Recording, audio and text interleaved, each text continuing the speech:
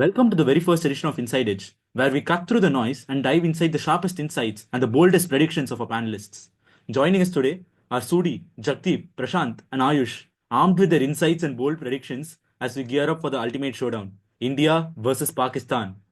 The stakes are high, the tension is unmatched, and the hype is off the charts. But before we get there, let's rewind to the India's clash against Bangladesh, Kohli and Iyer's struggles, Axar's middle order role, India's NRR game, and the all important Dubai spin factor. What does it all mean for the big game ahead? Who holds the edge getting into the high voltage game? Let's jump right in. India has backed Axar Patel in the middle order, but is that the best fit? Should he have been pushed a little down? Or does he provide the right balance in the middle order? Looking at the England ODI series just before the Champions Trophy, Axar Patel has actually done a pretty solid job. A 52 in the first game and a 41 in the second one. He's definitely held his ground. He adds that left and right hand combo, which makes things trickier for the bowlers. So yeah, I don't think he's done anything to lose his spot. But there's one thing that I would like to point is like India shouldn't stick to any fixed batting order, because if we are chasing, it should depend on how much runs we need, like what's the required run rate. If we are batting first, it should about how quickly we need to score to set a safe and defendable total as well. So I think the key would be flexibility, and at the end of the day, it's not about the names on the paper. It's about who can deliver at the right moment and make the team win. Apart from Axar, both Virat and Shreyas had an off day against Bangladesh. Was it a blip? And with a high pressure game coming up, what does India need from them? Kohli and Shreyas could have been a bit more patient. Virat held firm until that cut shot, and Shreyas mistimed his slot to drive. But I think it's just their first game in Dubai with 4 more games to go. Plenty of time for both of them to adapt and step up when it matters the most. I think given the fact in the 2023 World Cup, Kohli scored 765 runs, averaging something around 95, with 3 or 4 centuries, and Shreyas having 500 plus runs with 66 average. I think with such form, they both have that capability and caliber to step up when it is needed. And yeah, definitely I'm backing both of them to deliver in the high stake game against Pakistan. Definitely they are gonna rock that stage. India took their chase deep, finishing it in the 46th, 47th over. And given how net run rate can often become the deciding factor in tournaments like this, and given their superior squad strength, should they have closed the game out a little quicker to strengthen their position in the tournament? No, you should by now know that I'm not a big fan of this whole net run rate and what we're trying to do there. I mean, I know it's sort of important as you think about long tournaments, but not in a short tournament like this. I don't think net run rate is going to be it could be. I mean, you never know what the scenarios are, but I'm not a fan of playing for net run rate. Of course, right? If the circumstances allow you to do it, you should exploit it. But if you look at the match, right, yesterday, I think Indians were playing for a win. They wanted to make sure that they don't put undue pressure, especially because, the lower order depth is something that's relatively not known. So you just wanted to be a little more careful.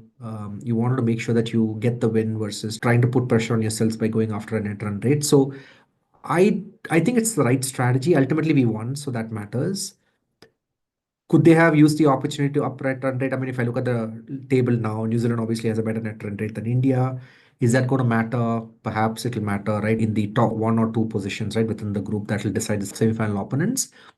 I feel like, if you're playing a tournament like this, you should be ready to compete against any team and win. So you shouldn't be playing for, oh, I want to play B2, or an A2 of the other group, not the A1.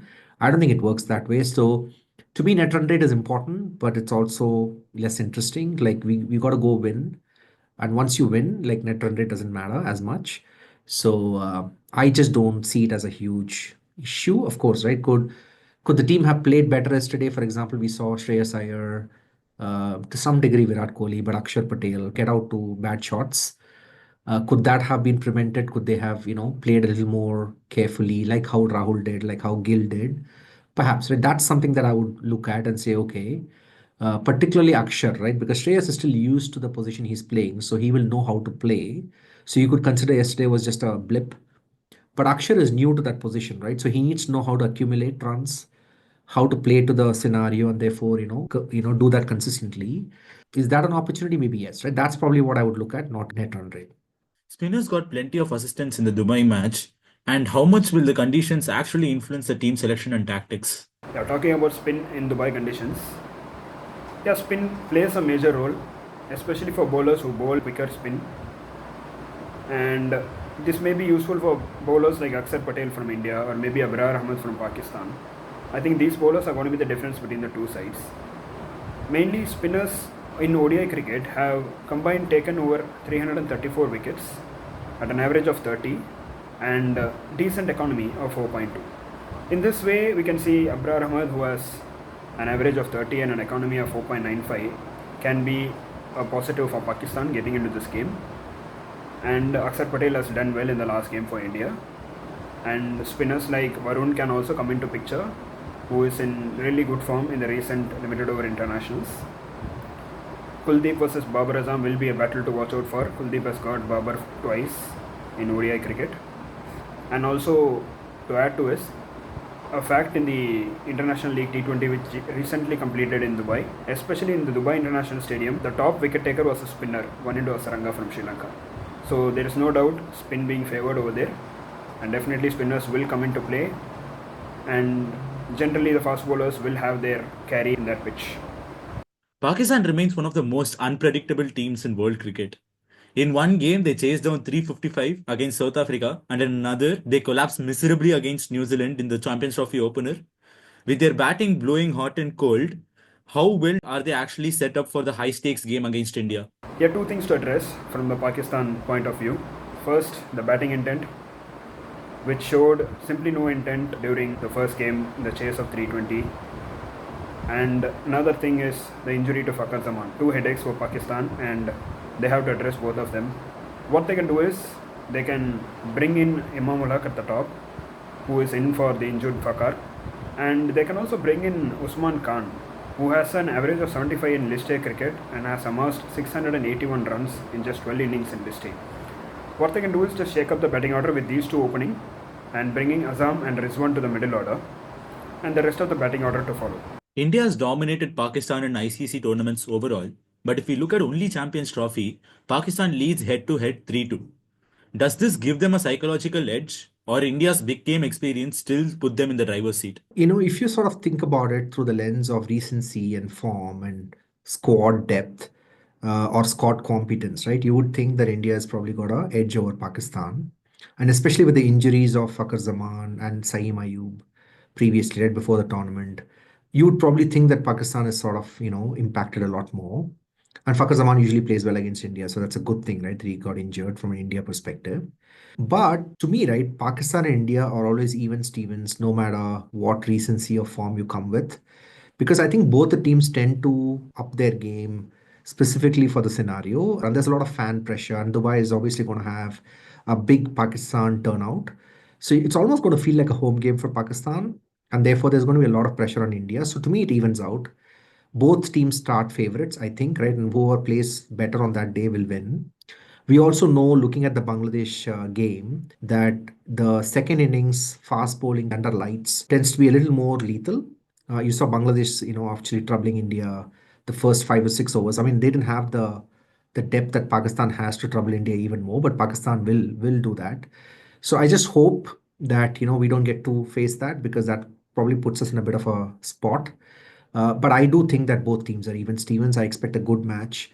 And I expect a good contest, right? And hopefully the better team wins on that day. So that's my view.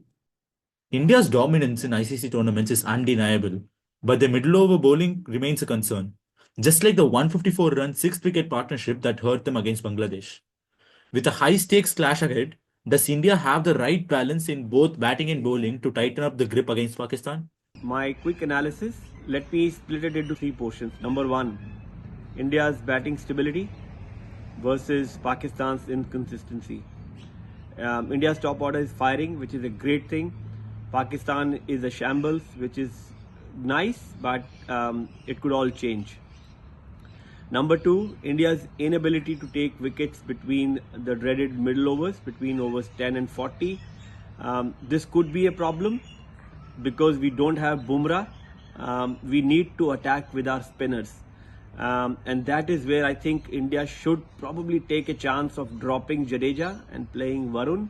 We don't need Jadeja's insurance at number 8. Our top order is firing, but we could very well do with another wrist spinner to get us those crucial wickets or breakthroughs during the middle overs.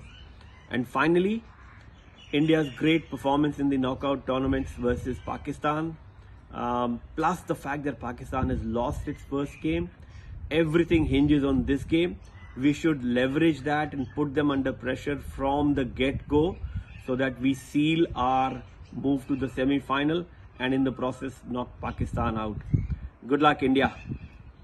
Wishing India all the best for the mega clash. Jai Hind. Go Team India. भूल मत जाना तुम champion हो, अनचैंपियन रहोगे.